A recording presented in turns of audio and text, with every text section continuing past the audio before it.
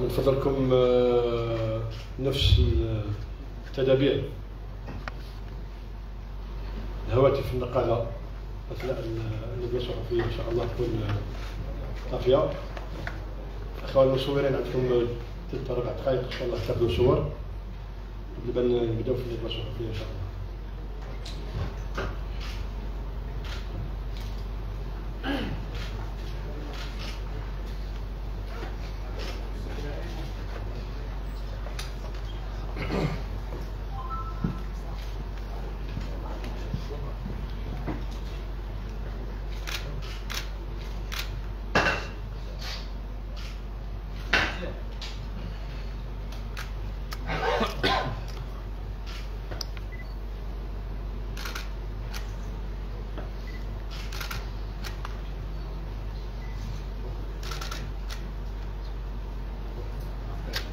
اوكي، بارك الله فيكم. الندوة الصحفية مفتوحة. السيد عيسى بدني تفضل. شكرا. السلام عليكم. السيد بالماضي مرحبا اهلا، تحية لكل الزملاء. عودة ميمونة، إذا صحت عبد نقول عودة ميمونة وبالتوفيق إن شاء الله للمدرب جمال بالماضي في مرحلة إن صح التعبير إذا كان ممكن نسميها مرحلة جديدة، بداية مرحلة جديدة للمنتخب الوطني بعد كل الذي حدث كأس إفريقيا ومقابلة الكاميرون. أبدأ سيد بالماضي في أول تربص الآن تحسبا لتصفيات كان 2023. ملاحظ على القائمة، إذا نبدأ بالقائمة. ملاحظ إذا 7 لاعبين جدد، لاعبين تخليت عنهم في القائمة. ممكن نعرف ما هي معايير سيد بالماضي أو فلسفة السيد بالماضي في ضبط هذه القائمة. اللاعبين في اختيار اللاعبين الجدد، لاعبين اللي تخلى عليهم من اللي متعودين في المنتخب الوطني وغير موجودين في القائمة الجديدة. هل هي بداية التغيير راح يكون تدريجيا؟ وهل التخلي عنهم نهائيا ام يبقوا معنيين بالمنتخب الوطني؟ والان فلسفه السيد بالماضي لهذه المرحله الجديده مقابله اوغندا ثم تنزانيا في كل هذه الظروف اللي عاشها المنتخب الوطني. وشكرا. بسم الله الرحمن الرحيم. على هذوك اللاعبين هذو جدود صافي من البداية رانا نتبعوهم. لا استيمي كو سيتي الوقت هذا اللي الوقت ايديال بور بوغ نبداو باه يجو ويهدف في هذا المنتخب ويبينوا الكاليتي تاعهم. La situation est plus propice aujourd'hui. Ou surtout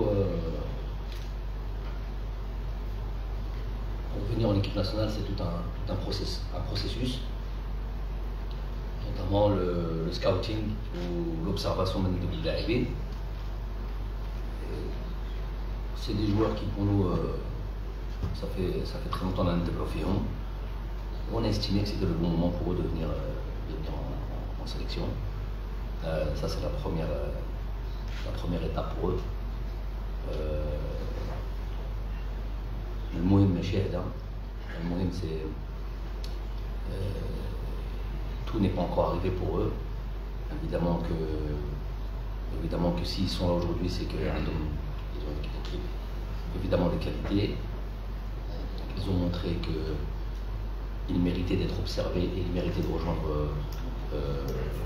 le groupe, ce groupe-là. Ensuite, il y aura ce que je vais estimer peut-être être le plus difficile. On a vu des joueurs qui sont arrivés dans toutes les sélections au monde. On a des joueurs qui ont une sélection. On a des joueurs qui ont très peu de sélections. Ça veut dire que arriver en équipe nationale n'est pas une fin en soi. C'est effectivement quelque chose de méritant, quelque chose de presque de glorifiant pour rejoindre une équipe nationale. Mais ensuite, le plus dur reste à faire. Le plus dur reste à faire parce que on va être au milieu de la concurrence, on va être au milieu de joueurs de haut niveau et il va falloir se démarquer et surtout prouver qu'on mérite d'être là et peut-être même avoir un rôle important dans cette équipe nationale. Évidemment, on va faire tout, on va faire en sorte pour qu'il s'adapte le plus vite possible et qu'il puisse exprimer toutes les qualités qu'ils ont. Pour ce qui est des joueurs qui n'ont pas été retenus, c'est ça que vous allez me dire? Est-ce que c'est définitif ou pas? Non, rien n'est définitif. Rien n'est définitif. Tant qu'on est compétitif et que j'estime qu'un joueur puisse aider l'équipe nationale, on reste sélectionnable. À moins qu'un joueur de lui-même déclare qu'il met un trait à sa carrière internationale. Et dans ces cas-là, les choses sont différentes. On a des joueurs d'un certain âge qui pourraient éventuellement, avec le temps, après une réflexion, estimer que c'est la fin pour eux. Donc dans ces cas-là, on fera en sorte qu'ils ont une sortie honorable pour des joueurs qui ont rendu service à l'équipe nationale et qui ont brillé avec l'équipe nationale. Mais sinon, tous ceux qui sont compétitifs et qui me donnent l'impression, staff et moi-même, qu'ils peuvent encore aider cette équipe nationale et faire en sorte qu'elle soit la plus forte possible. La porte est toujours ouverte. Monsieur Nouiri. Abdelmouen Nouiri, RFI. Monsieur Djamel Belmadi, je me trouvais dans cette salle lors de votre installation il y a quelques années. Et je voudrais vous poser une question sur votre état d'esprit. Quand vous vous êtes retiré, vous avez dû prendre une décision, vous avez réfléchi, vous auriez pu prendre une autre décision, celle que vous avez prise.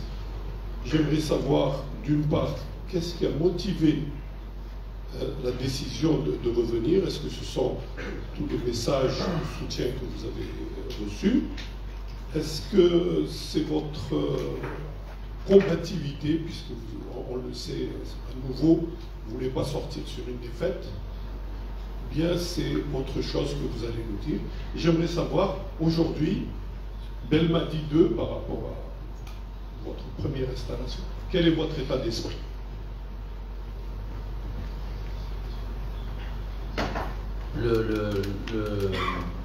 Les messages dont vous parlez de ceux qui ont motivé déjà ma venue et qui ont confirmé la confiance qu'ils avaient en moi, en mon staff, c'est la raison principale pour laquelle je suis là aujourd'hui. J'ai presque envie de dire que tout le reste est anecdotique. Si j'avais estimé, si j'avais senti qu'il y avait le moindre doute, je ne serais pas là aujourd'hui, c'est simple que ça. Et même comme ça, on est quand même passé par beaucoup de comment dire ça, des décisions qui allaient un jour comme ça, l'autre jour comme sans s'opposer. Il fallait beaucoup de recul, beaucoup de lucidité aussi, et se dire que voilà, si on estime qu'on peut encore faire briller cette sélection, je me dois de répondre à cet appel. Ça, c'est la première des étapes déjà là-dedans. Ensuite, évidemment, qu'il faut avoir en soi des convictions, je vais dire presque certaines certitudes, même si on n'en a pas à 100%, mais il en faut quand même. Et puis surtout l'envie, parce que le métier n'est pas facile, parce que représenter une sélection nationale, quelle qu'elle soit, c'est toujours une grosse responsabilité. Alors encore plus quand c'est celle de son pays, il faut pouvoir être à la hauteur des attentes. Donc c'est une réflexion qu'il fallait avoir aussi. Il faut beaucoup d'énergie pour ça, il faut beaucoup d'envie pour ça. Mais quel mariage c'est là. Mais aujourd'hui, on arrive avec beaucoup d'envie, beaucoup de rage, sinon je ne serais pas là. Et au moins cette honnêteté-là, où on est capable, on n'est pas capable. Donc voilà. J'estime qu'on devait, de un, répondre à comment appeler ça, à l'attente, en tout cas à l'estime du peuple. Ensuite, ça devenait plus technique. Et là, faire un travail sur soi-même et savoir qu'est-ce qu'on est capable de faire, qu'est-ce qu'on est capable de proposer, comment on est capable de... C'est le début de la réflexion, c'est le début de la réflexion sur le travail. Et là, il faut que peut-être que des idées, de nouvelles idées naissent. Il faut peut-être que sans, je vous l'avais dit à la conférence de presse d'après-match, sans tout remettre en question, mais quand même essayer sur certains points, de se réinventer et de faire en sorte de surprendre, de nouveau être voilà, peser sur ce continent et jouer les premiers rôles.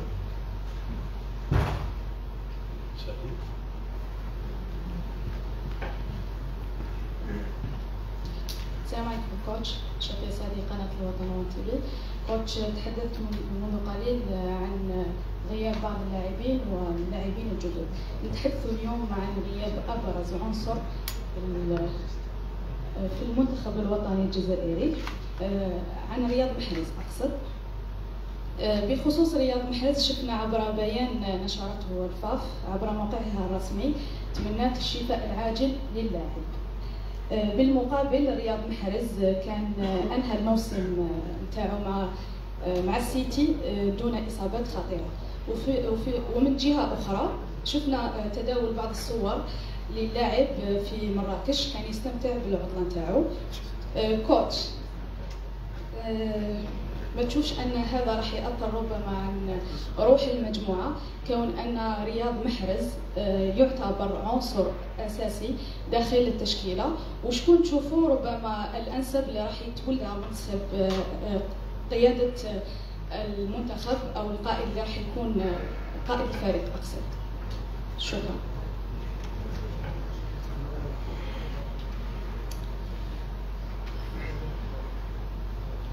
Ça, Mme Goulab Chancelier, aujourd'hui j'ai pas la force, désolé, j'ai pas l'énergie pour aller chercher, c'est pas naturel pour moi. De bien développer en arabe, c'est difficile. Désolé, surtout pour des sujets aussi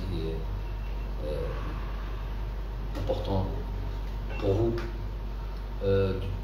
Pour moi c'est une non-affaire, mais on a malheureusement besoin des fois de se mettre comme ça. C'est l'époque qui fait ça, du mauvais buzz,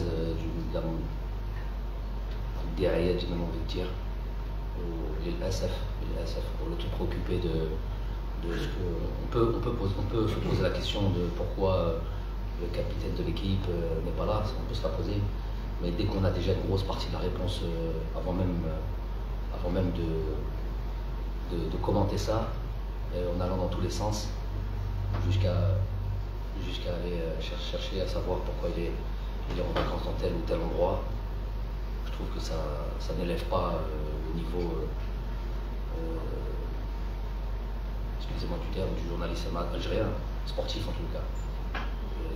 Le plus important, c'est une question sur laquelle on peut répondre. Pourquoi il n'est pas là? On a déjà une partie de la réponse. On a reçu un rapport médical de son club. Manchester City, seulement lui, qui dit clairement, et sans rentrer dans les détails, parce qu'il y a le secret médical, c'est pas de mon ressort, je ne vois pas aussi même de quel ressort c'est de qui que ce soit pour pouvoir commenter la blessure exacte du joueur. Maintenant, si on veut rentrer un peu plus loin et se dire mais il a pu participer quand même à la dernière rencontre, presque même les deux dernières rencontres, même en sortant assez assez tôt de la rencontre, ce qui pourrait être déjà une première des réponses. Il faut vous rappeler qu'après les 2 matchs du Real Madrid en Champions League, il n'a pas joué les 2 rencontres qui ont suivi, ce qui peut expliquer le mal dont il souffre. Ensuite, il restait 2 rencontres capitales, peut-être, on connaît le football. Quand c'est comme ça, on serre les dents. Je vois Ibrahimovic, je ne sais pas si vous suivez ça, qui dit qu'il a joué toute la saison avec beaucoup de piqûres sur son genou. Je sais pas, il a parlé de plus de 20-40 piqûres. Traitement médicamental, si je peux exprimer ainsi, pour pouvoir voilà, faire don de ce scudetto à son pays. Donc il y a cette histoire d'esprit de sacrifice. J'imagine, c'est pas que les rencontres sont, et surtout le timing de nos rencontres sont hyper importantes, qu'on s'y méprenne pas. Mais peut-être que si demain on avait, je sais pas, une finale de Coupe d'Afrique, un match, peut-être qu'il aurait dû serrer les dents, et peut-être qu'il aurait dû jouer, même si moi j'aime pas ça en tant qu'entraîneur, parce que avant tout c'est protéger la santé des joueurs. Forcer un joueur à jouer, je l'ai jamais fait. J'ai eu des joueurs compris durant mon passage en sélection. Il y a eu plusieurs fois, notamment Riyad, des matchs extérieurs, où il était pas bien. Plusieurs autres joueurs n'étaient pas bien, à la limite de ce qui pouvait expliquer d'ailleurs des rencontres performances assez moyennes de ces joueurs-là. C'est des choses peut-être qu'on cache, qu'on dit, mais j'ai toujours donné la possibilité aux joueurs de prendre la décision. Peu importe le match, peu importe l'importance du match, c'est la première chose que j'ai signée. Qu'un entraîneur, un éducateur doit avoir, à savoir protéger la santé du joueur. Donc pour revenir à et pour en finir avec ça, on a reçu un rapport médical de ce club qui dit qu'il est blessé. On aurait pu, je ne l'ai jamais fait depuis 4 ans ici, on aurait pu faire venir le joueur et faire constater la blessure. Il était presque plus que enclin à le faire. Je ne l'ai jamais fait avec qui que ce soit. Pourquoi je le ferai avec Riyad Mahrez? Il faut savoir qu'avec Riyad, ce sera le mot de la fin par le concernant, c'est peut-être le joueur avec lequel je suis le plus demandeur, à savoir le plus exigeant, et avec lequel j'ai eu le plus peut-être à devoir à serrer un petit peu, entre guillemets, un petit peu la vis avec lui. Après, les performances sont les performances. Il a été excellent en équipe nationale, il a été même comment dire, capital sur certains matchs. Il en a fait d'autres qui sont un peu moins bien. Donc on ne mixe pas ça et ça. On ne mélange pas le fait que voilà, on estime que peut-être on attendait plus de lui sur certains matchs, notamment les derniers matchs, et le fait qu'aujourd'hui il estime qu'il est blessé, qu'il est en vacances. S'il est blessé, il a le droit d'aller là où il veut. C'est pas de mon ressort, ça ne devrait pas être le nôtre. Le plus important, c'est que les choses sont bien établies. Il y a eu un rapport médical de fait. Il était enclin à venir faire constater sa blessure. J'ai décidé de ne pas le faire. Comme je l'ai fait, je n'ai jamais fait venir un joueur pour faire constater sa blessure quand on a reçu un rapport médical. On estime qu'il y a un rapport de confiance à avoir et avec les clubs et avec les joueurs. C'est pas aujourd'hui que ça va commencer à créer le doute ou créer ça. À commencer, parce qu'il n'y a pas lieu de le faire. Voilà.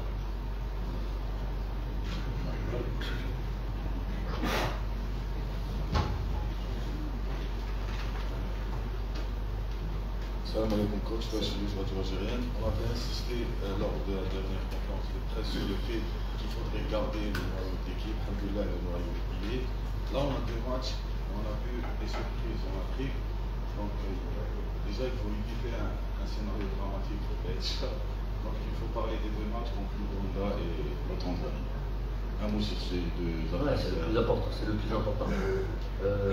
J'espère qu'on aura un 3e match. On travaille dur pour ça depuis pas mal de temps. C'est presque inquiétant comment il est difficile de se mettre d'accord avec les équipes et surtout les demandes des équipes avec lesquelles on travaille depuis plus d'1 mois. On reçoit des choses assez extraordinaires, des propositions extraordinaires, presque indécentes concernant notre pays, des choses qu'on ne peut pas accepter. Bon, je tairai là les détails, mais très difficile d'organiser des matchs. Après, nous, on a reçu, je parle par rapport au 3e match qui me tient à cœur, parce que on a 2 matchs de qualification d'Afrique sur lesquels on veut évidemment, comme d'habitude, gagner et voilà, se qualifier le plus tôt possible, chose qui n'a pas toujours été le cas. Vous le savez, j'ai pas besoin de vous le répéter. C'est chez nous, c'est devenu, depuis mon arrivée en tous les cas, c'est devenu presque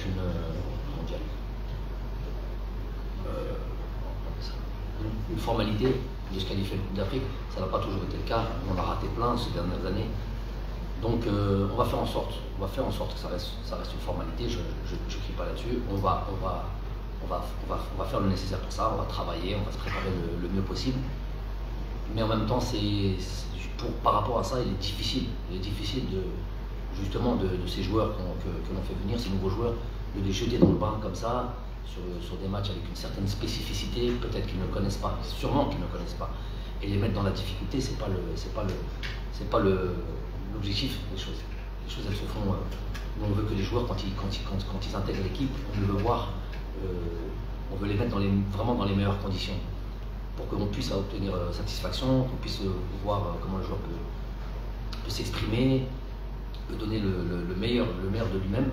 Donc le but, c'est pas de les mettre dans des matchs où il y a un environnement particulier, où il y a une façon de jouer qui est particulière, qui est loin peut-être des standards du continent duquel ils viennent. La plupart, même ils viennent tous d'Europe. Donc je tiens à avoir ce troisième match parce que ça permettra là pour le coup de les voir tous, et puis dans des conditions plus tranquilles où il y aura moins de pression et qu'ils puissent montrer toute leur qualité. Donc on est en train de travailler jusqu'à aujourd'hui sur ce troisième match. C'est pas évident, je me dis ça fait très longtemps qu'on bosse là-dessus et là je me rends compte que plus que jamais c'est pas évident.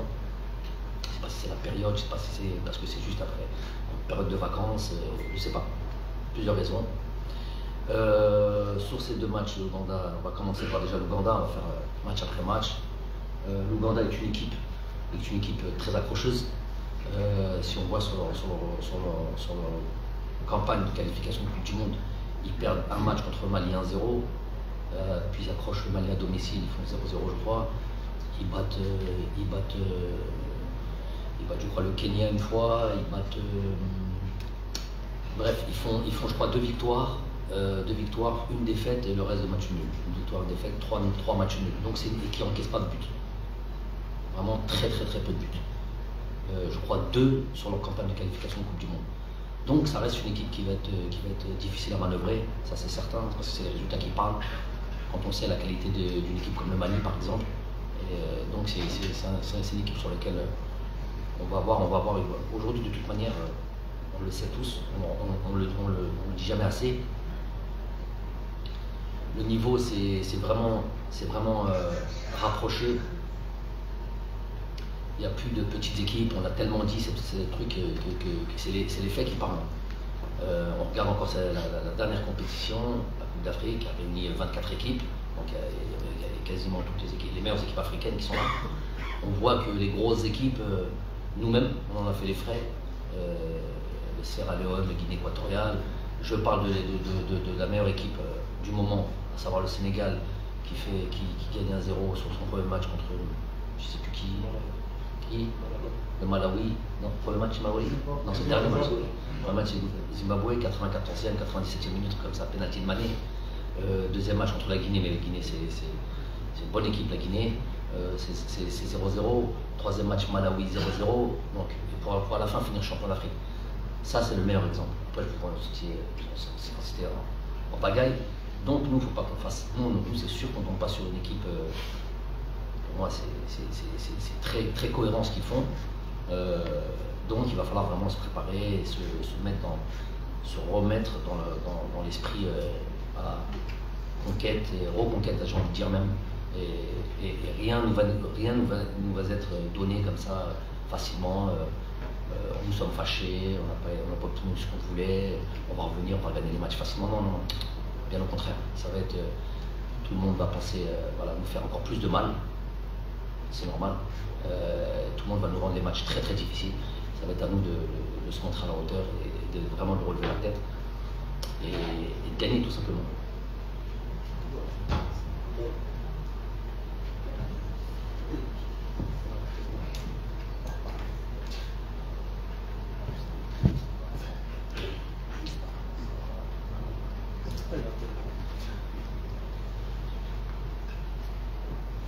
Bonjour coach.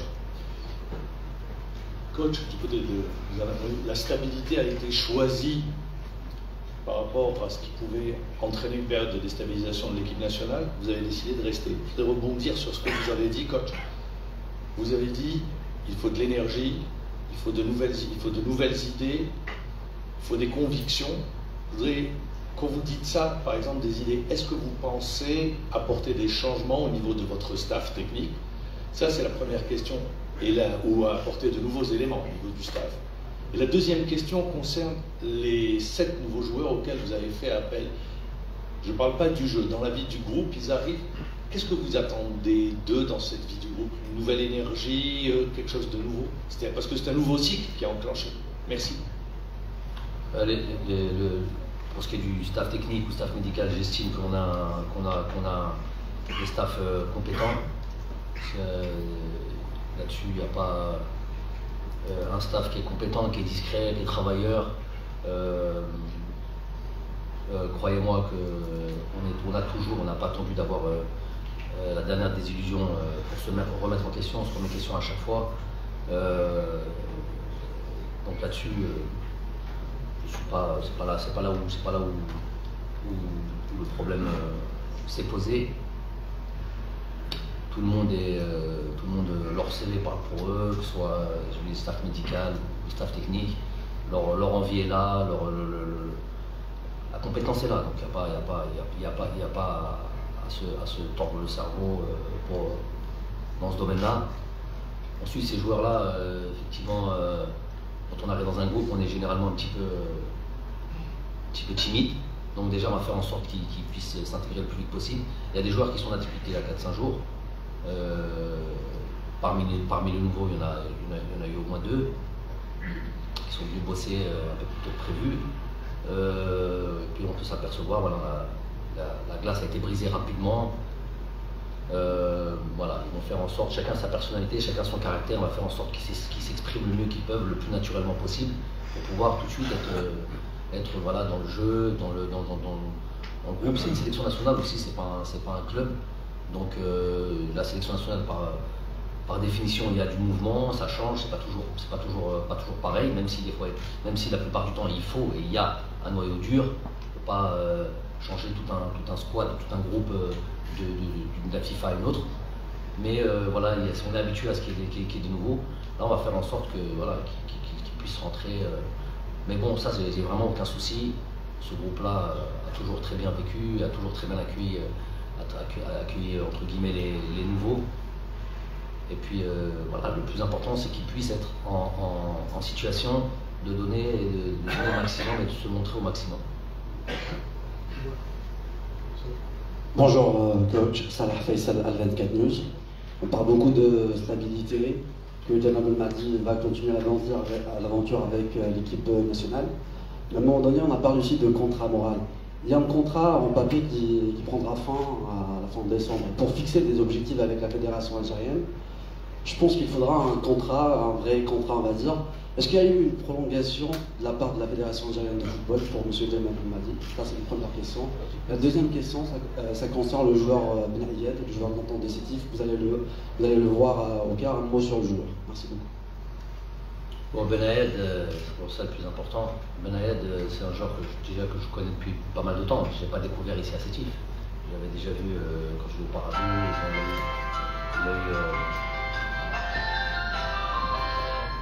Il a eu malheureusement une blessure qui l'a stoppé un petit peu dans son élan. Je pense qu'à ce moment-là, pour en avoir discuté avec son président à l'époque, il était en phase de partir pour l'Europe, Belgique ou un truc comme ça. Il a été coupé dans son élan avec sa blessure. Il s'est bien remis. Ça prouve la force de caractère du joueur. Aujourd'hui, il fait partie peut-être, pour moi, des meilleurs attaquants du championnat. Donc il mérite la sélection. Il profite, pour être très clairement, il profite de l'absence peut-être de certains joueurs évoluant en Europe à cette position, qui sont décisifs, qui risquent de nous rejoindre au mois de septembre, Inch'Allah. Mais chacun son, le football est fait d'opportunités. Il aura l'opportunité, j'espère surtout que si on a ce troisième match, de pouvoir démontrer qu'il a le niveau international, parce que ce n'est que ça à la base. Briller dans son club, c'est une chose. Être décisif dans son club, c'est une chose. Après, quand on va en équipe nationale, on va dans une étape supplémentaire. On monte d'un niveau. Donc pouvoir savoir si on peut briller à ce niveau-là. Donc je suis content pour lui qu'il puisse nous rejoindre. Ça va lui montrer qu'il a le niveau. Ensuite, c'était quoi le contrat? Le contrat moral, vous l'avez dit. Ils signeront un papier s'ils veulent, pas de problème. Mais ça ne se situe pas là-dedans pour moi.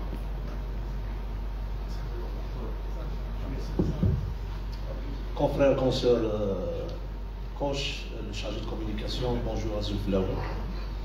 Donc, moi je préfère parler du fond. Le fond, c'est que un nouveau challenge qui commence pour vous, coach, malheureusement qui intervient dans un contexte d'anarchie, où ce stage intervient au même moment où le président de la fédération a été forcé de démissionner, donc ironie du sort, donc un stage sans fédération. Et ma première question est relative à l'échec de l'objectif du mondial. Donc après avoir raté cet objectif principal, à savoir la qualification en Coupe du Monde, comment allez-vous, coach, remotiver un groupe au bord de la déprime sportive, et est-ce que vous allez parler à vos joueurs et leur dire d'oublier l'épisode du match à rejouer face au Cameroun? Ma première question. Ma deuxième question, comment avez-vous réagi à toutes ces attaques qui ont fusé après votre déclaration à RMC de plusieurs acteurs du football africain, dont celles qui vous ont même traité de raciste? Merci, coach. Pour ce qui est du football, et qui est la partie la plus importante, évidemment, avant même de convaincre, de remotiver les joueurs, il faut nous-mêmes être enclins à repartir. C'est le cas, même s'il y a beaucoup, je le répète, beaucoup de colère en moi, il n'y a pas de souci là-dessus. La colère, pour moi, elle va être gérée, elle va être surtout, pour moi, transformée ou utilisée justement pour repartir. On n'a pas du tout aimé, on pourra dire un mot là-dessus, je pense. On n'a pas du tout aimé la manière dont ce dernier match s'est passé, tous les niveaux, notamment à la fin. Donc il y a une partie qui est à la fin du match, qui met en colère, et il y a une partie qui est tout le match, qui a duré, je répète, 120 minutes, donc 2 heures. Donc on ne peut pas oublier ce qui s'est passé pendant 2 heures. Donc on pourra dire 2 mots là-dessus.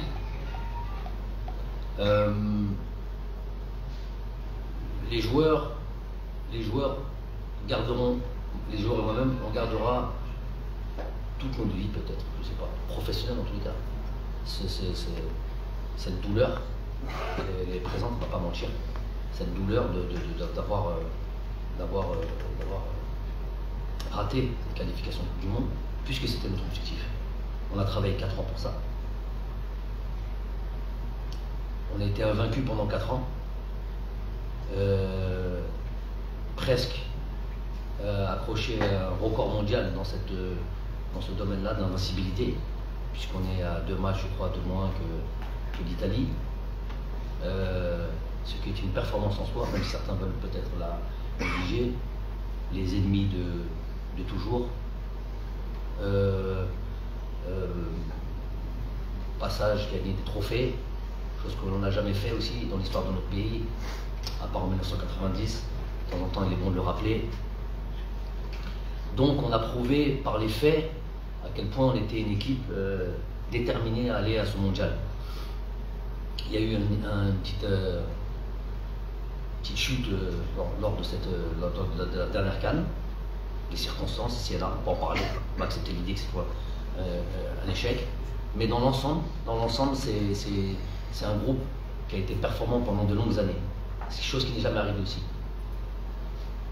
Si après on regarde aussi ces 2 derniers matchs-là, on continue contre une équipe du Cameroun que l'on n'a jamais battue aussi dans notre histoire, qui n'a pas perdu chez elle pendant 24 ans et qu'on va battre finalement chez elle.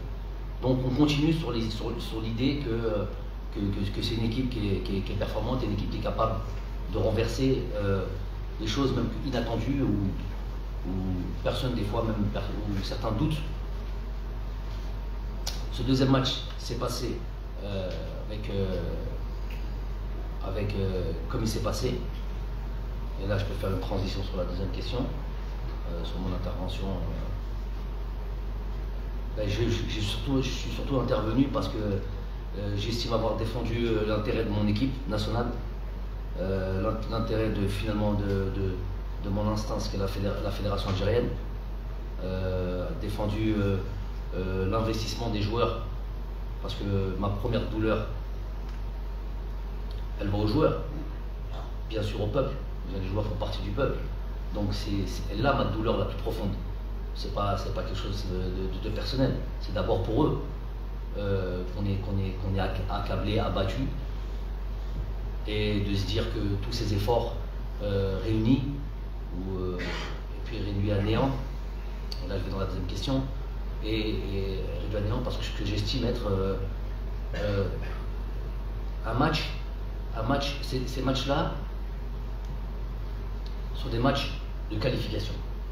Si vous regardez tous les matchs de qualification, dans toutes les zones du monde, pour ça qu'il faut s'intéresser au football, bien sûr, il n'y a aucun match où c'est la fête. Il n'y a aucun match où c'est la samba, où toutes les équipes déroulent. À part quand tu joues la France contre le Liechtenstein, c'est sûr que tu peux avoir comme nous quand on a joué contre certaines équipes, on a déroulé, c'est normal, il y a un rapport de force qui n'est pas égal. Donc, mais sinon, dans tout l'ensemble, on voit que des matchs ric-rac. Regardez le Portugal encore, Alex Fellini, le Portugal qui passe vraiment sur beaucoup d'équipes.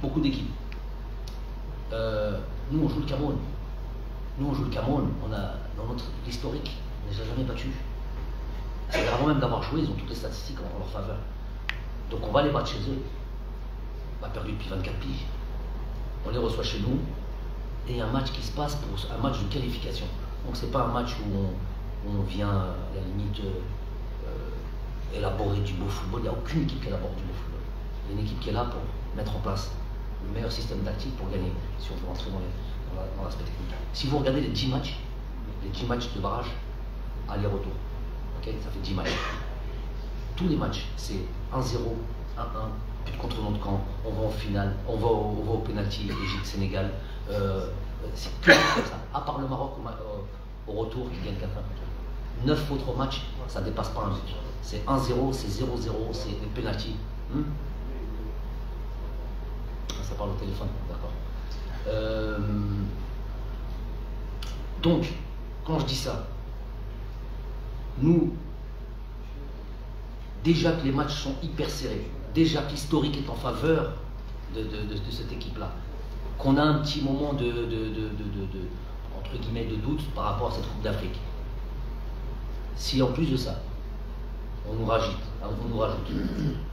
j'ai pas peur de le dire, c'est ce que j'ai dit, je le confirme, et j'attends qu'on m'invite, et qu'on m'appelle, qu'on appelle ça comme on veut, qu'on me convoque, on a un arbitre qui fausse tout ça. Donc si certains ont envie de parler de... Si on a un qui n'est pas convaincu déjà ici du fait, parce qu'apparemment, il y en a, ils n'étaient pas complètement convaincus que l'arbitre a faussé tout ça. Ils sont restés sur les 20 dernières secondes, oui, mais avec tout ça, on aurait dû garder ce résultat. Effectivement, on aurait dû. D'où ma colère, d'où ça, il n'y a pas de problème là-dessus. Mais j'ai envie de dire, ça fait plus de depuis 2019, notre sacre, jusqu'à aujourd'hui. Si vous voulez faire l'historique, moi j'aime ceux qui font leur travail. J'aime pas qu'on ait juste se baser sur nos paroles, notamment sur des plateaux que ce soit ici, que ce soit en dehors du pays, qui viennent prendre 2 mots, ils en font leur émission, ils font un buzz. Ça c'est des journalistes, je leur ai dit sur RMC d'ailleurs. Il n'y a pas de déontologie, il n'y a pas de professionnalisme, il n'y a rien du tout. Si tu veux t'intéresser au football africain, tu y viens et tu vas vraiment. Il n'y a pas de problème. N'importe quelle instance, même si on a envie de régler le problème entre nous, entre Africains. Mais si les gens intéressés, ben, ils y viennent en profondeur. Ils viennent faire un travail sérieux. Donc nous, le problème, il ne date pas d'aujourd'hui. Le problème date depuis 2019. Et je peux vous donner les faits. Chaque match, rappelez-vous du match en Zambie. Rappelez-vous du match en Zambie, 2 pénaltys. C'est scandale que ça a été. D'ailleurs, l'arbitre avait été sanctionné pour 3 mois. La blague continuait. 3 mois, c'est l'équivalent entre 2 dates FIFA. Match Botswana, les attentats match au Burkina Faso à Marrakech, avec notre ami Bondo, qui a eu son lot de. On l'oublie parce qu'on a gagné le match. Moi, je suis dans les détails, je suis dans l'aspect profond des rencontres. Le match au Cameroun était déjà un match. Le Rabi qui a été suspendu, c'est pas fait par hasard ça. Sur une touche où on ne fait même pas de sommation. Quand certains me disent ouais mais on aurait dû jouer ça touche plus vite. On est toujours en train de se tirer des balles dans le piège. On n'est jamais d'accord sur ce qu'on nous fait. Donc quand Faye, celui qui centre au match retour, était aussi passible d'une suspension et qui fait un peu les tacles qu'il fait sur Youssef Laïli, beaucoup plus méritant un carton jaune que la touche sur laquelle Rami a mis du temps. Il n'a jamais mis le carton jaune. Il savait que d'un côté, il y avait une équipe qui avait 3-4 joueurs qui étaient passibles de rater le deuxième match. Des 2 côtés, il savait où mettre le carton ou pas mettre le carton. Donc ça, c'est des choses qui passent, qu'ils savent faire. Moi, j'assume ce truc-là, je continue à le dire. Si les gens sérieux veulent venir s'occuper du football, si M. Infantino, responsable du football mondial, qui a fait comme priorité de rendre le football africain, parce qu'il sait que c'est une source de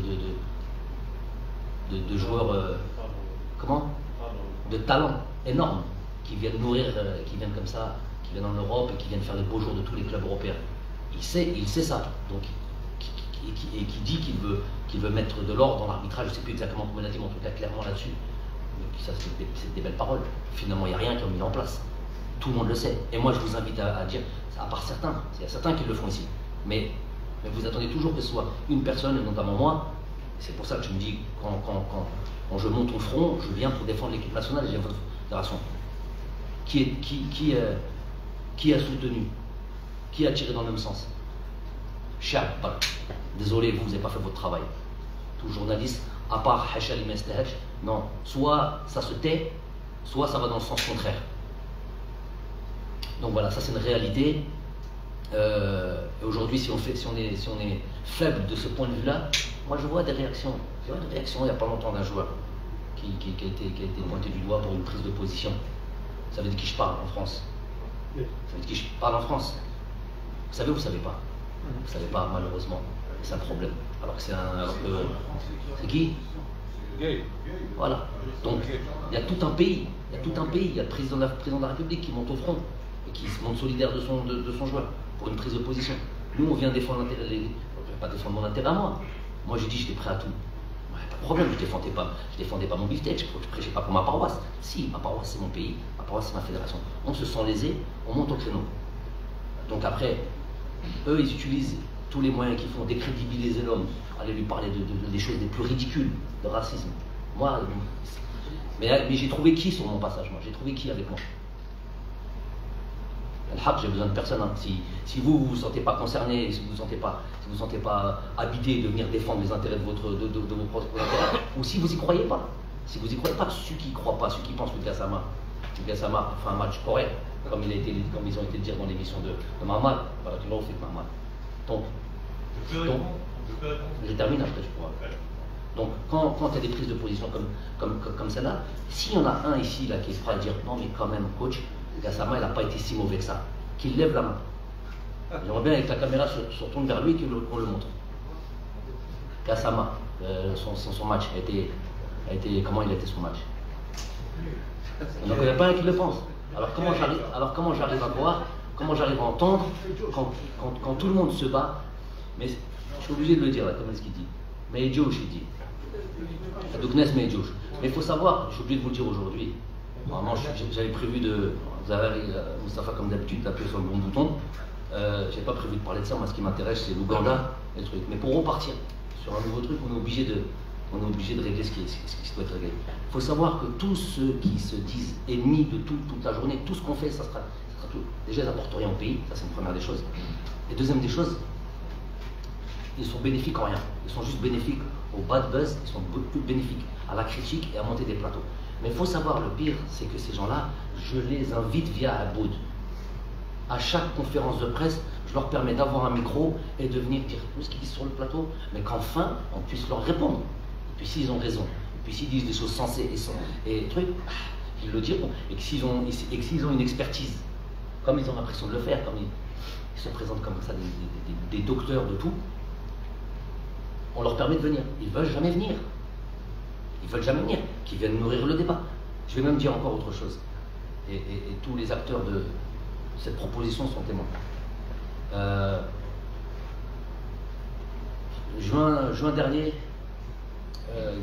on demande après, je demande avec Aboud, en accord avec Aboud, de faire, c'était pour moi la fin pas d'un cycle, mais en tous les cas, après le match de la Tunisie, le match amical, on avait fait 3 matchs. Je me dis qu'il était bon, avant les qualifications de Coupe du Monde, de faire un bilan de ce qui a été fait. Et parler de la perspective d'avenir qui était la Coupe du Monde, même si elle est Coupe d'Afrique entre temps. Donc j'estimais que c'était une possibilité, à part les conférences de presse, je ne suis quasiment nulle part, à part une ou deux fois à la radio avec Marmal. Donc je me suis dit, ok, on va faire une grande émission, s'ils le veulent bien, sous notre sponsor, notre télévision nationale, avec tous les grosses chaînes privées et tous les plus ou moins les différents consultants ou animateurs pour parler du football, pour parler notamment de l'équipe nationale, de ce que je suis en train de faire, de ce que nous sommes en train de faire, et que chacun sera libre, la radio aussi, voilà, toutes les instances et tous les différents organes connus, reconnus, pour pouvoir parler de ça. Et libre à eux de dire tout ce qu'ils ont envie de faire. Donc c'est une proposition qu'on a faite. Et ça, c'est la télévision nationale qui gérait ça avec tout ça. Donc télé et radio. Résultat final. J'étais à Sidi Moussa, c'était les vacances estivales, j'attends ici 5 jours. Tous les jours, je demande à Aboud, alors on en est où? On en est où? Eh bien, ça s'est jamais fait. Je pense que ça aurait été une bonne chose, de faire un bilan et que tout le monde ait l'occasion de parler, tout le monde les divergences, parler des pour, contre, une chose. Et je pense que ça aurait nourri le débat, ça aurait aussi, surtout pour les amoureux du football, aurait été enrichissant pour eux, de savoir un peu plus ce qu'on fait, plus qu'une conférence de presse qui est basée sur 50 minutes, 1 heure. On ne peut pas passer tous les sujets. Là, on aurait eu le temps de passer tous les sujets en revue. Et puis, voilà, je pense que ça aurait été intéressant pour tout le monde. Et bien, juste pour des divergences entre différentes chaînes et différentes personnes qui monopolisent et qui prennent en otage finalement les amoureux du football et les gens qui auraient aimé voir une émission comme celle-là, et bien ça s'est pas fait. Donc aujourd'hui, et ensuite par contre, ils vont se réfugier dans des petits studios, et voilà, et on dézingue de tous les côtés parce qu'on a des projets, personnels. C'est toujours la même histoire. Mais je vous dis ça, juste termine sur ça, Marmal, ça, dites-vous que je vais repartir, que maintenant je me tairai, que je ne donnerai plus de sens à tout ça, c'est fini. Je vous ai dit ce que j'allais à dire, notamment là, et plus jamais je rebondirai sur les pseudo-affaires. Vous me parlerez maintenant de technique, d'équipe nationale, de notre performance, de nos fonds de jeu, c'est tout ce qui m'intéressera à l'avenir. Normal? C'est vrai?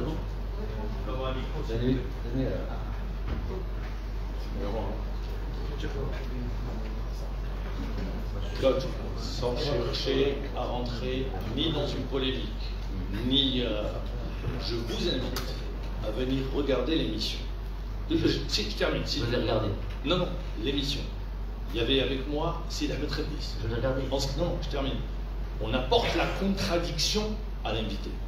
On apporte la contradiction en lui disant, et l'invité, on pensait que c'était bien, c'était quelqu'un qui était au niveau de la VAR, qui est algérien, et qui a fait les choses spontanément et qui a été invité juste avant à la télévision algérienne. Et je le dis, il n'y avait nulle envie ni de donner raison à Gassama. Et d'ailleurs, Sidi Ahmed Khaddis apporte la contradiction en disant je ne suis pas d'accord sur ça, il y a des erreurs. Voilà, c'est tout ce que je voulais apporter et elle est disponible. Merci. Oh, j'ai vu l'émission.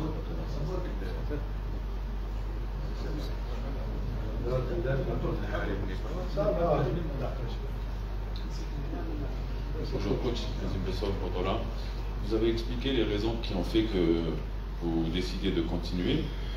Vous avez aussi expliqué par le passé que votre objectif majeur c'est de jouer la Coupe du Monde avec l'Algérie. Est-ce que le fait ou le projet qui fait que l'Afrique va bénéficier de 9 places et demie en 2026 a pesé dans votre choix? Et deuxième question, il y a une année vous avez parlé de besoin de stabilité, vous avez appelé à la stabilité. Quelle proportion vous mettez dans l'échec de la qualification, cette instabilité ou ce changement qui a été opéré il y a une année? Quelle proportion vous lui mettez dans l'échec? Stabilité au niveau de quoi? Vous avez parlé de la base, vous avez dit on est dans une période assez... Tu parles de fédération, stabilité à la fédération. Au bout du truc. Non, mais c'était ça, mais vous ne l'aviez pas dit. Vous avez dit on a besoin de stabilité. Et je vois que, comme par hasard, il y a 2 semaines, je crois, Didier Deschamps avait utilisé les mêmes mots pour parler de la Coupe du Monde au Qatar. Il a dit on a besoin de stabilité. Ça veut dire que ça devient un maître mot. Ouais, ça dépend à chaque fois de quelle stabilité on parle. Effectivement, la stabilité quand ça va mal, quand tout va mal, évidemment qu'il faut un changement. Évidemment qu'il faut un changement, que ce soit sur l'aspect ô combien important d'une fédération où tout roule correctement, où les maillons sont bien huilés. On est, nous, de toute manière, nous sur le terrain, il faut savoir que, pour ceux qui ne comprennent pas, qui pensent que c'est, tu viens, tu mets 11 joueurs sur un terrain, sur un carré vert, non, ça va bien au-delà de ça. Nous, on est juste, on va dire, à la fin de cette chaîne qui fait que, surtout, je parle pour la grande performance et pour les grands résultats. C'est ce qu'on attend d'Algérie. C'est ce qu'on attend d'Algérie. Aujourd'hui, on a poussé, on a amené le niveau tel que, aujourd'hui, même quand on gagnait contre des équipes, par exemple, on faisait un match difficile contre le Burkina Faso. Ah non, on n'a surtout pas le droit de faire un match difficile contre le Burkina Faso. Non, toi tu dois battre tout le monde avec une facilité déconcertante, mais ça n'a jamais été le cas. C'est vrai qu'on a créé quelque chose de nouveau. Ça, c'est les faits qui parlent, c'est les records et c'est les chiffres qui parlent. Donc, il est bon aussi que tout le monde revienne à la raison et fasse preuve d'humilité. Nous, l'humilité, on l'a. Nous, il n'y a aucun match. J'ai toujours dit, je vais là-bas pour gagner. Ça s'appelle de l'ambition. Mais je sais que je vais tomber mais je vais respecter l'adversaire, peu importe qui il est. Et je vais tout faire pour le battre. Ça. Mais nous, on a atteint un tel niveau, on a mené l'équipe à un tel niveau qu'après, c'est vrai qu'il est légitime aussi, des grosses demandes et des grosses attentes. Il s'avère que quand on a des grosses attentes et qu'on n'y arrive pas toujours, tout le temps, il y a effectivement la grosse déception. Pour revenir à cette stabilité, effectivement, ça fallait commencer par là, en disant aujourd'hui, préparer ces 2 matchs-là, Inch'Allah, ces 3 matchs-là, sans réellement président de fédération, ou une fédération qui est instable, incohérente, où on ne sait pas qui fait quoi, c'est pas la meilleure des choses. Préparer un truc. Bon, j'ai des hommes autour de moi qui font en sorte et qui permettent, ça c'est dans les faits, qui permettent de ne pas me faire ressentir tout ça. Il faut savoir qu'il y a toujours eu, et c'est préférable je pense, Sidi Moussa et Deli Brahim. Même si nous dépendons de Deli Brahim et toutes leurs décisions et leur bonne marche, normalement, mais il y a quand même ces deux instances. Donc on arrive à ne pas sentir, je peux le voir juste en étant ici, et surtout dans le travail depuis 2 mois avec les différentes personnes avec lesquelles on préparait cette date FIFA. On arrive à sentir que ce stage, Inch'Allah, se passera dans les meilleures conditions. Mais ça ne peut pas rester éternellement. Il faut que des bonnes décisions soient prises. Il faut que si nous on se remet en question, on est prêt à tout encaisser, prendre toutes les responsabilités. Il faut une fois pour toutes qu'on mette les bonnes personnes au bon poste. Sur le fait de l'augmentation des équipes, le haq, Nazim, c'est vraiment pas. Bien sûr que ça existe, hein, je suis au courant de tout ce qui nous est. De tout ce qui nous concerne. Mais la première réflexion, elle n'a pas été celle-là. La première réflexion, déjà il y a un cycle. Pourquoi elle n'a pas été celle-là? Déjà, il y a un cycle, et il y a une génération de joueurs qui, pour certains d'entre eux, ne seront pas concernés par cette Coupe du Monde en 2026. Et ne serait-ce que par le fait de la demande extrême que j'avais sur ces joueurs-là, et des exigences que j'avais avec ces joueurs-là pour cette Coupe du Monde-là, fait qu'il est difficile pour moi de me refaire des plans sur la comète et repartir sur le... Moi, ce qui m'intéresse aujourd'hui, c'est de reconstituer, parce qu'il s'agira de ça, de reconstituer un groupe fort, un groupe compétitif, avec des joueurs qui arrivent et qui sont capables de prendre leurs responsabilités, comme certains l'ont fait. N'oubliez pas que des joueurs sont arrivés dans des situations beaucoup plus difficiles que celle-là. En 2018, quand j'arrive en équipe nationale, vous savez très bien, c'était le chaos dans ce groupe de joueurs. Il n'y avait aucune cohérence. Il a fallu évidemment reformater l'esprit, recréer un groupe sain et compétitif. Ça, c'était par des prises de décision, c'était par une ligne directrice que tout le monde devait suivre, et c'était aussi par des changements de joueurs. Mais ces changements de joueurs, et ces nouveaux joueurs qui sont arrivés, ils ont assumé leurs responsabilités. À un moment donné, nous on fait tout ce qu'il faut, tout ce qui est important pour les mettre dans les meilleures conditions et les mettre, voilà, qu'ils puissent s'exprimer le mieux possible. Je parle de staff technique, là je parle purement technique. Ensuite, c'est le joueur qui est sur le terrain, et c'est le joueur qui met en application et qui fait en sorte d'être important dans cette équipe-là et de faire en sorte que cette équipe marche. Donc, moi, c'est là où j'appelle à... Pour parler de cette Coupe du Monde, ça viendra en temps. Celle-là n'est pas encore jouée. Moi, ce que j'ai envie de dire dans mon stage aujourd'hui, c'est l'Ouganda. Moi, c'est ma Coupe du Monde aujourd'hui, c'est ça. C'est l'Ouganda, c'est la Tanzanie. Ensuite, il y aura au mois de septembre les 2 confrontations. Moi, mes Coupes du Monde, elles sont là maintenant. C'est dommage pour nous, c'est dommage pour ces joueurs, c'est vraiment dommage pour ces joueurs. J'estime qu'on a mérité, de se qualifier à cette Coupe du Monde.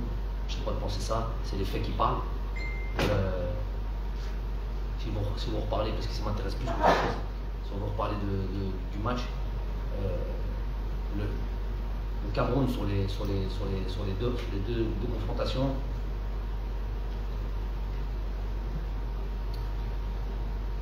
ils ont l'occasion, deuxième mi-temps, sur le centre et le double arrêt de Raïs. Mais à part ça, il n'y a pas une frappe au but. Il y a la frappe de Toko Ekambi au match aller sur coup franc. Ce coup franc un petit peu vicieux comme ça, quand il frappe, on pensait que ça allait être un centre qui frappe au but. Sinon, il n'y a rien d'autre. Nous, on a eu ce qu'on a eu. On a eu les situations qu'on a eues. En allant les battre chez eux. Tout ça me fait penser que voilà, sûrement, on est croyant, Allah on a décidé autrement. D'autres perturbateurs aussi ont décidé autrement, où qu'ils soient. Et c'est ça qui nous tient, c'est ça qui nous enrage.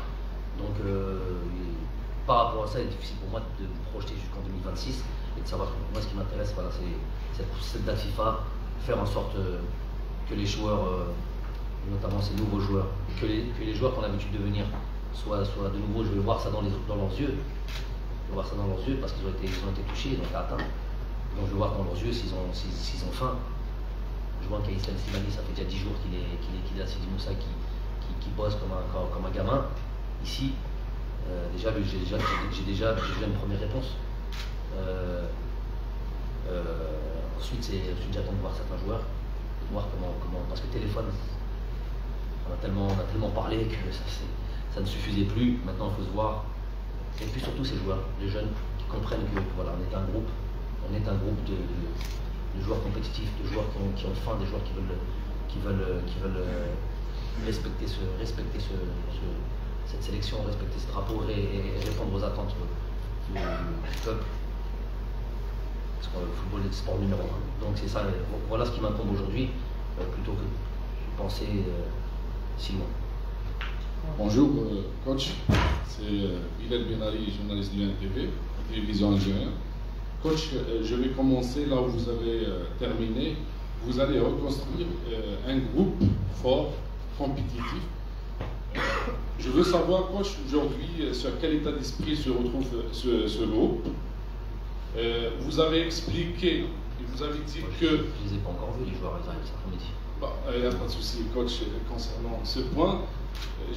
Vous avez expliqué, vous avez tout dit qu'on était meilleur pendant des années, ça c'est sûr. L'arbitre a gâché bien sûr la partie ici face au Cameroun, mais coach, aujourd'hui, pensez-vous qu'on a négligé un petit peu l'aspect psychologique lors de la dernière période avec l'équipe nationale? Est-ce que vous allez focaliser sur cet aspect psychologique pour un nouveau défi avec cette équipe nationale? L'aspect psychologique, c'est quoi le mental des joueurs, parce que peut-être, je ne sais pas, on a vu les joueurs en quelque sorte peur des grands matchs, on a vu on a vu une série d'invincibilité, coach. Alors, regardez, j'ai compris la question. D'accord. 5 équipes qualifiées à la Coupe. Niger. On va mettre ça de côté. On va commencer par le Sénégal. Une grosse équipe. On les a battus 2 fois. Ensuite, il y a la Tunisie. On les a battus 2 fois. Il y a le Ghana. On les a battus 1 fois. Non, il y a le Cameroun, on les a battus 1 fois et demie. Et le Maroc, on les a jamais joués. Donc sur les 5 équipes on les a tous battus. Ensuite, les équipes qui arrivent derrière, le Nigeria, on les a battus 2 fois. Puis voilà, on n'a pas joué l'Égypte. Voilà, donc c'est Congo, on a fait match nul, c'est un match amical. Donc le Mali, on les a battus 2 fois. Donc les grosses équipes, de tous ces 10-là, on a quasiment battu tout le monde. Ça, c'est des faits. Vous pouvez parler de psychologie, vous êtes psychologue, et vous pouvez parler tant que vous voulez, c'est les faits qui parlent. C'est pas un match, c'est pas une fois de temps en temps, c'est une longue période entre toutes ces équipes-là. Maintenant, si vous voulez parler, moi j'aime bien les détails. On n'est pas des grossistes, nous, on vient, on balance tout comme ça, à la déjà de 20 secondes. Si vous voulez parler des 20 dernières secondes, c'est ça. Je parle des 2 matchs, par exemple, on a gagné au Cameroun, oui. On a fait un grand pas vers le mondial et on a perdu là subitement. Sur les 20, c'est bien, je dis sur les 20 dernières secondes. Ben voilà, donc c'est 20 dernières secondes. Donc déjà, aller battre le Cameroun au Cameroun, quand ils ont pas perdu pendant 24 ans. C'est un avantage pour nous, coach. Je suis en train de développer. Ça veut dire que déjà psychologiquement tu es costaud. Moi là, si vous voulez que je vous donne mon point de vue sur ces 20 dernières secondes, c'est plutôt ceux qui ont dit quand on a marqué, on s'est déconcentré. Non. Alors, c'est ma position à moi, hein. C'est mon expérience à moi et entre guillemets mon expertise à moi. C'est plutôt généralement quand tu marques un but comme ça juste sur la fin, le fait de prendre le temps de célébrer, de rester ensemble. L'adversaire, quand il encaisse un but à la 118e minute, il reste 2 minutes ou 6 minutes avec les arrêts de jeu. Qu'est-ce qu'il éprouve? Qu'est-ce qu'il a envie tout de suite, l'adversaire? Pour ceux qui connaissent. Qu'on revienne vite le ballon au milieu et qu'on joue le plus vite possible. Donc, pour empêcher ça, tu restes, tu célèbres. Et généralement, ça te donne un supplément d'âme, encore plus d'énergie, tu as marqué un but, encore plus déterminé. Ça, c'est pour ceux qui ont joué au football, ils comprennent ce sentiment. Donc, c'est pas ça du tout comme ceux qui ont dit ah, mais ça les a déconcentrés. Ça, c'est ceux qui n'ont jamais joué au football, qui n'ont pas d'expérience. Donc ça ne déconcentre pas, bien au contraire. Ce qui, moi, me pose problème avec là où peut-être qu'il y en a eu des gens qui ont pu dire ça, j'ai pas tout vu, pas tout entendu. Moi, où ça me posait plus de problème, et c'est là où je suis en colère, c'est le fait, le petit regroupement qu'il y a eu quand Sofiane Ben Debka a fait la faute et qu'on a fait petite bagarre, entre guillemets, juste avant le but. Si vous regardez bien, personne n'en a parlé de ça, mais c'est ça le plus important. Qui est venu dans cet attroupement? Eh oui. Vous avez vu, vous n'avez pas vu juste. C'est là le problème. Il y a Hossein Ben Ayada, il y a Ahmed Touba, il y a Bedran. Je ne parle pas de Ishaq, je ne parle pas de Riyad, et je ne parle pas de Sofiane Ben Debka sur lequel il y a faute. Il fait faute. Ceux-là sont plus hauts. Ceux-là, à la limite, c'est pas de problème. Ils sont là, ils perdent un peu de temps, ils sont devant le truc. Qu'est-ce que foutent nos défenseurs centraux là-haut, à aller venir s'embrouiller pour rien du tout? Là est le problème. Là, c'est là où on... Parce que s'il reste, quand on voit un Ben Ayada, avec qui on a bossé particulièrement, lui plus que tous les autres, et individuellement, les deux mois suivant le premier match. Pourquoi? Parce que pour moi, le joueur le plus important, le joueur le plus dangereux, c'est Toko Ekambi. Donc, c'est le joueur le plus intelligent, c'est le joueur le plus vicieux, c'est le joueur le plus malin, et c'est là où tout se passait. Hossein Ben Ayada a eu le mérite sur 1h30, quasiment 2h, sur quasiment 3h30 entre le premier match et le deuxième match, de mettre Toko Ekambi dans sa poche. Il a fallu qu'il aille dans l'attroupement, s'accrocher avec je ne sais pas quel joueur pour perdre sa concentration. Finalement, sur le but, je ne suis pas en train de le pointer du doigt, je suis en train de vous expliquer, je suis en train de vous dire déjà que pendant 3h30, il a eu ce mérite. Il a eu ce mérite parce qu'il a préparé ce match-là de la meilleure des manières. Il a juste fait cette erreur de sortir de sa concentration, sachant que le football, ce n'est que ça. Surtout au haut niveau, quand un joueur comme Toko Ekambi qui joue la Ligue des Champions avec Lyon et qui est performant, dites-vous que c'est le haut niveau. Et qu'il a perdu cette concentration. Si vous regardez le but, il est à 2 mètres derrière l'alignement. Tu peux être à la limite, tu n'es pas aligné, c'est une erreur, pas peur, tu ne veux pas jouer le hors-jeu. Mais dans ces cas-là, il faut que tu prennes ton joueur. Donc il est ni dans l'alignement, ni dans la prise du joueur. Et c'est ça, c'est les trois défenseurs centraux. C'est là où la déconcentration se fait et c'est là où on perd. C'est le haut niveau, ça joue sur des détails, on le savait. Je vous ai dit, toutes les rencontres, c'est 1-0, 0-0, penalty. Voilà. Si on y rajoute l'arbitre, voilà, ça fait beaucoup de choses. Mais quand même, coach, vous allez... Non, c'est pas quand même coach, c'était complet là ce que j'ai dit. Bonjour, Sofiane Mekbel, Hay TV. Pour revenir sur les deux matchs qui s'annoncent, est-ce que vous vous mettez dans une posture où ce sont des matchs d'observation ou de compétition, ou les deux à la fois? Et dans le groupe, vous avez convoqué, il y a 1 ou 2 joueurs qui ont vécu une saison un peu difficile avec leur club. En quoi ces 2 matchs et ce stage peuvent vous servir afin de les relancer mentalement? Merci. Qui? Slimani ou Mandi? Ounas. Donc déjà la compétition, ça c'est sûr. On veut que ça, de la compétition. On veut que renouer avec la victoire. On est là pour ça. On est animé. On va retrouver les joueurs là maintenant parce que l'ensemble du groupe arrive maintenant. Bon, il y a eu quelques-uns qui ont eu des problèmes pour arriver parce qu'ils jouaient hier. Il y en a 2-3 qui vont arriver demain, mais l'ensemble du groupe arrive aujourd'hui. Donc nous, ça reste où on repart avec l'idée de compétition et d'aller faire de la victoire notre principal objectif à chaque fois, ou non, il n'y a pas d'observation. Et non, ça n'empêche pas l'observation. Il va y avoir des joueurs, je vous ai dit, il va y avoir des joueurs qui vont y aller au compte-gouttes. Je ne veux pas les mettre dessus dans la difficulté. Donc on va faire en sorte de faire les meilleurs choix possibles pour pouvoir être très compétitif, gagner et intégrer doucement ceux qui nous auront donné entre guillemets l'envie là, sur les 4-5 séances d'entraînement, l'impression qu'ils peuvent jouer ce genre de match très particulier. Ensuite, il y aura ce troisième match, Inch'Allah, j'espère qu'on arrivera à finaliser aujourd'hui, demain.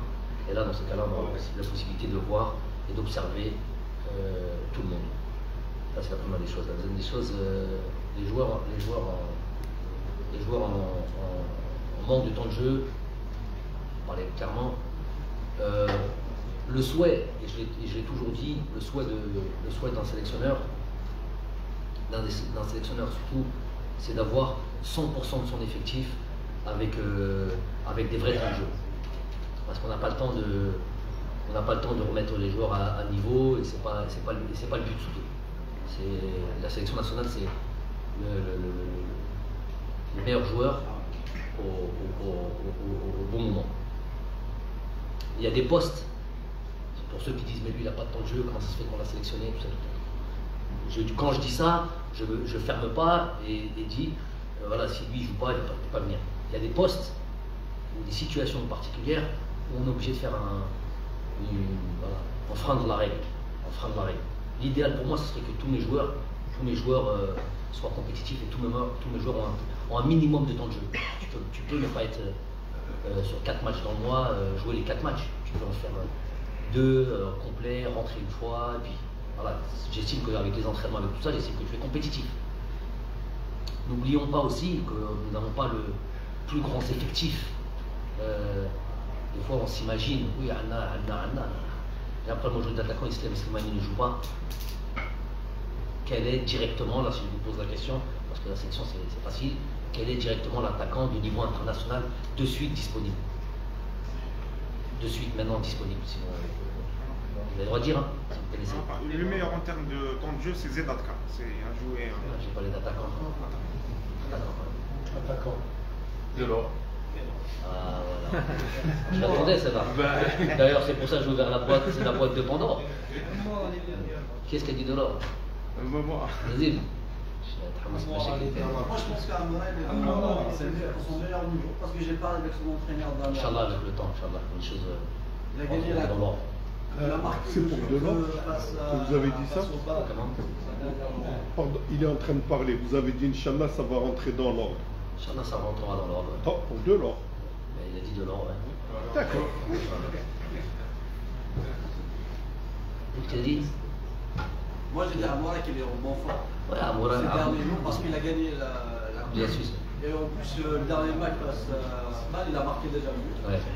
Et apparemment, il y a eu des soucis juste après la Coupe des Nations par avec son entraîneur. Donc il ne pouvait pas, même pas courir. Donc je pense qu'il va prendre un profil. Voilà. On parle d'attaquant. Je pense qu'il va prendre un profil. Tout dépend du système de jeu. Voilà, non mais pour moi, si on parlait de football, on va se concentrer 2 minutes les gars, on arrête la conférence. Pour moi, Amoura c'est un joueur évidemment qui a des qualités, on les connaît, il sent le but, il a cette capacité à prendre des espaces, il va assez vite, mais c'est très difficile.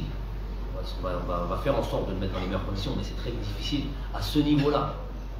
Je me dis Amoura, oui. Moi aussi j'ai envie d'y croire comme tout le monde y croit, mais au niveau international, si tu joues avec un attaquant par exemple, c'est très particulier de mettre un attaquant comme ça, tout seul par exemple, c'est délicat. Donc il faut trouver la bonne combinaison, c'est plutôt à jouer avec 2 attaquants, dans des conditions bien précises. Je sais qu'il peut jouer un peu sur les côtés, d'ailleurs dans son club je pense qu'il joue plus sur le côté que dans l'axe. Mais en gros, ce que je veux vous dire par là, c'est que sur certains postes, il est difficile parfois de trouver des joueurs, tous nos joueurs avec un temps de jeu suffisant. Donc des fois on fait des petites on enfreint la règle, mais l'idéal pour moi c'est d'avoir tout le monde compétitif pour pouvoir bénéficier. Ça c'est le choix du roi, d'avoir tout un groupe compétitif. Et là dans ces cas-là tu peux faire ce que tu veux, tu peux jouer à ce que tu veux. Des fois tu es obligé de baisser un petit peu tes exigences. السلام عليكم. كوتش كريم العربي قناة الجزائر الدولية. كوتش مباراة أوغندا تعرف عودة المنتخب الجزائري لملعب 5 جويلية بعد ما كانت مقررة بوهران، لكن لأسباب راح تلعب في ملعب 5 جويلية. حبينا نعرفوا فقط يعني امو على الروتور تاع ليكيب ناسيونال الملعب 5 جويلية، وهل المنتخب الجزائري راح يواصل ربما مباريات التصفيات في ملعب 5 جويلية، لانه المباريات كانت مقرره 3 مباريات كانت مقرره في وهران، لكن في الاخير المباراه الاولى امام اوغندا تلعب في ملعب 5 جويلية. هل راح تواصلوا اذا ممكن المنتخب الجزائري وجد المعالم تاعو في ملعب 5 جويلية؟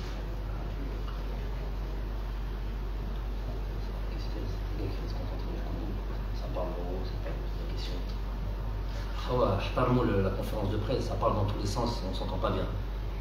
Soyez patient 2 minutes, on termine bien, il y a des gens qui regardent par respect pour eux. Donc, حنا كنا البرنامج كان في واحد jusqu'à là, il y a 4-5 jours. Donc, جابوني المعلومة قالوا لي ماشي معلومة، قرار ديسيزيون اللي ما نلعبوش في وهران ولازمنا نلعبوا في 5 juillet. Moi j'ai toujours dit ما عنديش مشاكل بنلعب 5 juillet ولا في اي ملعب في البلاد. ولكن voilà, c'était plutôt les joueurs اللي كانوا حاسين se sentaient mieux à Tchakar, on en a plutôt parlé. C'est un non-événement, alhamdoulilah, pour 5 juillet, avec plaisir. J'ai vu beaucoup de matchs, justement, il y en a eu beaucoup d'ailleurs. Beaucoup de matchs sur 5 juillet. J'ai vu que la pelouse, en tous les cas, j'ai pas été dessus, je vais sur Montréal aujourd'hui, demain. La pelouse avait l'air de tenir et d'être en bon état. Donc on est content de retourner au 5 juillet. Si on peut en plus, il y a une capacité pour recevoir les supporters. Si on peut jouer dans un stade rempli, ça serait de bon augure. On souhaiterait ça, on aimerait ça, Inch'Allah. Les 2 dernières, je crois. 3 dernières. Les 2 dernières, on arrête. Le secrétaire général a déclaré que le Congo n'est pas homologué. C'est ça ma question. Comment on n'est pas homologué? Homologué par la FIFA, par la CAF. Comment programmer un match alors qu'il n'est pas homologué? C'est ça. ما قالونيش هذا déclaration avant-hier du secrétaire général. Parce qu'à comment programmer un match de l'équipe nationale à Rouen, alors non pas homologué par la FIFA et par la CAF. Je ne veux pas contredire le secrétaire général s'il a dit ça. Ouais, il a plus d'indications que moi, mais moi j'ai pas entendu ça. J'ai pas entendu que le problème c'était un problème d'homologation. Non, c'est pas ce que j'ai entendu. Wallah. Bonjour coach, Amel Farrer à Qanet Bilad. Coach, ce stage vient à peu près à la fin de saison footballistique, la plupart des championnats sont finis. Est-ce que vous avez des craintes par rapport à l'état physique de vos joueurs concernant quelques joueurs qui ont joué beaucoup de matchs dans leur jeu? Merci. Oui, c'est toujours quelque chose à prendre en considération, ça. Ça à prendre en considération. On arrive en fin de saison, il y a une fatigue évidemment, surtout sur les joueurs qui ont beaucoup joué. Et puis il y a les vacances qui se raccourcissent finalement pour eux.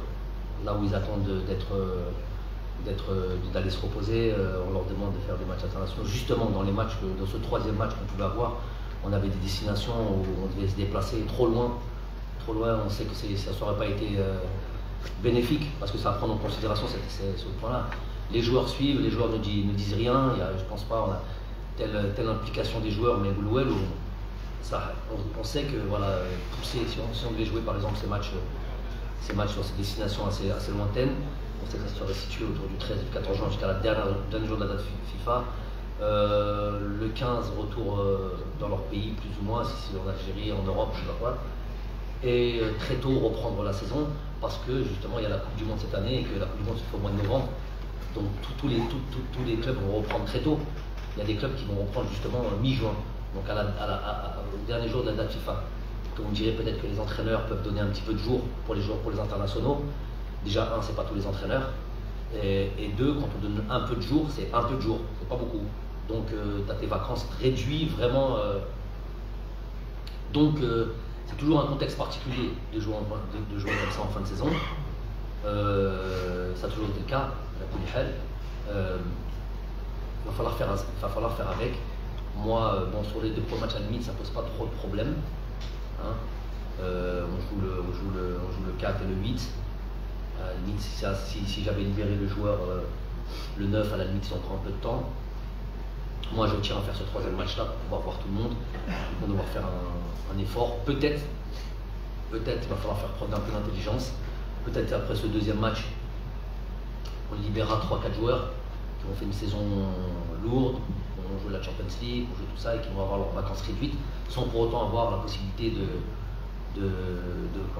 d'avoir des vacances par leur club, et surtout qu'ils ne seront pas obligatoirement concernés par ce troisième match. Donc, tout ça me fait dire que peut-être l'intelligence voudrait qu'on les libère un petit peu, et on n'aura pas beaucoup, on a 3-4, et voilà, mais qui ne mettent pas en difficulté le troisième match surtout. Il faut avoir des joueurs qui vont jouer, des joueurs qui peuvent rentrer au cas où.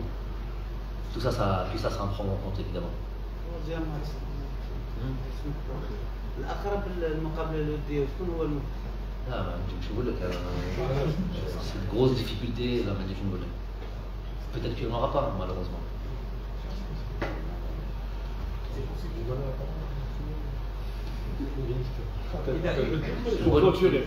Une bonne question pour clôturer.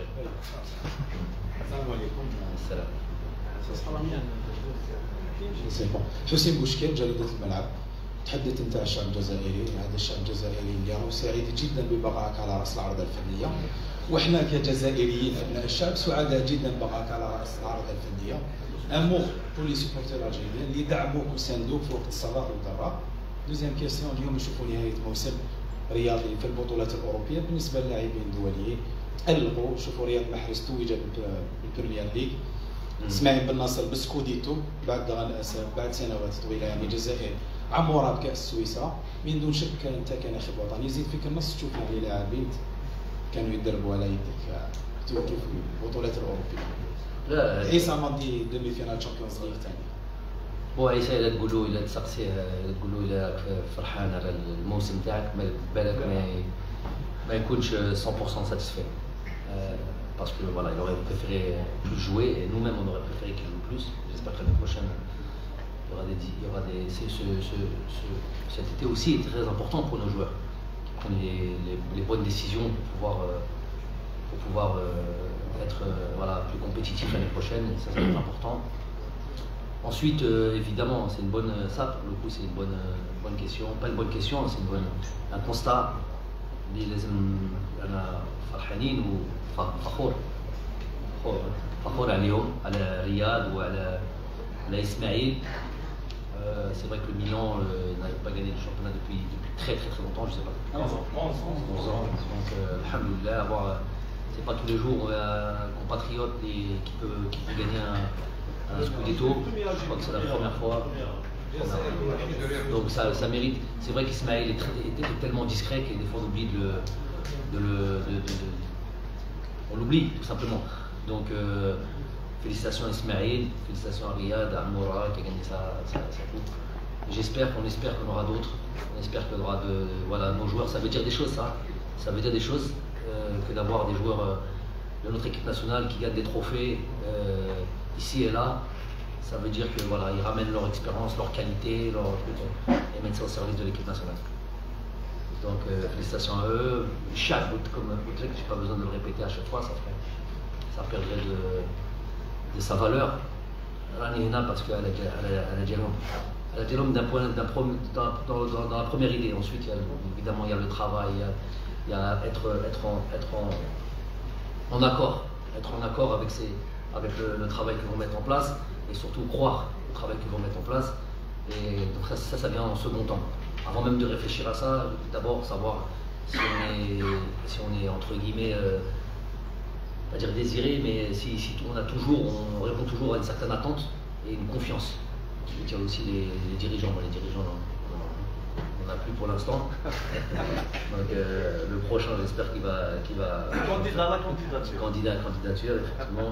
Donc le prochain, j'espère qu'il nous fera confiance aussi. Après nous, j'espère qu'on repartira pour un cycle. Notre but, ça on ne perdra pas ça. Et si je sentais que je n'étais pas capable de faire ça, on aurait laissé la place à d'autres gens plus compétentes.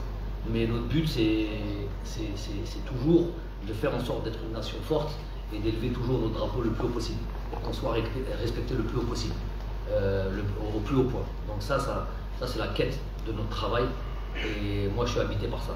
Moi je n'admets pas j'admets pas que notre équipe ne soit pas en Coupe du Monde. Je vis une partie du temps au Qatar, et il y a tous les drapeaux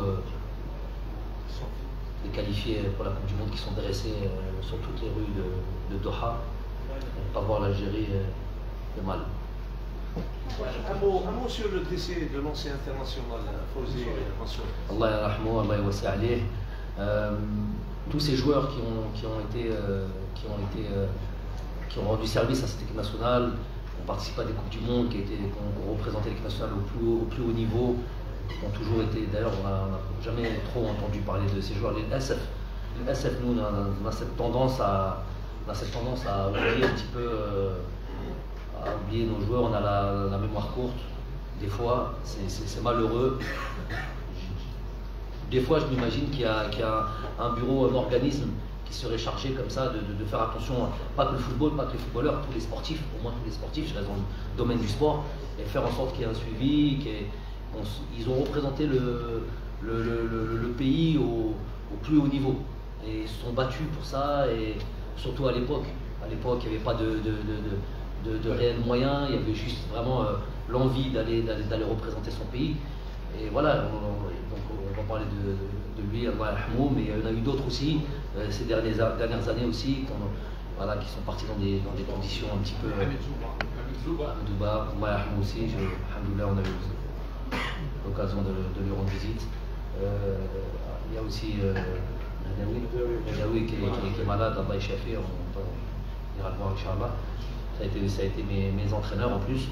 Donc voilà, faire en sorte qu'il y ait une petite structure qui permette d'avoir un suivi de nos anciens sportifs, et faire en sorte de les assister si besoin est. Nous-mêmes, avoir une solidarité, je pense, c'est le minimum à avoir. Plus de reconnaissance en fait, plus de reconnaissance pour nos anciens joueurs. Merci. Ma dernière question. Est-ce que les portes sont ouvertes pour candidater? Il a répondu. Non, ce que je peux dire, c'est que je l'ai dit, je l'ai répété, ceux qui ont voulu pervertir mes mots, je les prends au défi d'aller vérifier exactement ce que j'ai dit. J'ai toujours défendu l'instance. Déjà, j'ai toujours défendu je pars toujours d'un principe, j'ai rien de personnel avec. Je l'ai déjà dit ça, absolument rien de personnel avec Andy, bien au contraire. Bien au contraire. Si vous pouvez regarder un petit peu mes interventions, même sur le reportage de Beansport après la CAN, c'est un joueur qui a été exemplaire quand il a été avec nous. Il n'y a pas de souci là-dessus. Humainement, il n'y a aucun problème parce que c'est un joueur qui est sans problème. Il y a juste une prise de position qu'il a eue, pas par rapport à moi, par rapport à l'équipe nationale, mais par rapport au pays, par rapport à la fédération, par rapport aux joueurs. Par rapport aux joueurs, pour ceux qui savent, pour ceux qui connaissent, telle prise de décision dans un groupe, c'est une bombe. Donc, je vous mets dans la confidence, il y a eu une discussion depuis. Voilà. Et puis les choses, il y a d'autres informations qui sont intervenues, qui n'étaient pas là avant. Avant, c'était très clair ce qu'il avait mis comme souhait, avec ce qui avait motivé ce souhait-là, c'était très clair, et c'était pas acceptable pour nous, tout simplement. On ne peut pas faire ça. C'est ouvrir une porte à beaucoup de déviance. Nous n'acceptons pas ça. Maintenant, il y a eu d'autres éléments qui sont apparus. Il y a eu, et puis, Inch'Allah, voilà, en temps et en heure, il aura réussi à dire des choses. Et jamais l'équipe nationale, n'appartient pas à Jamel Madi, loin de là. Je suis au service de cette équipe nationale, et tous ceux qui sont au service de cette équipe nationale se doivent d'être irréprochables, tout simplement. Bon, merci.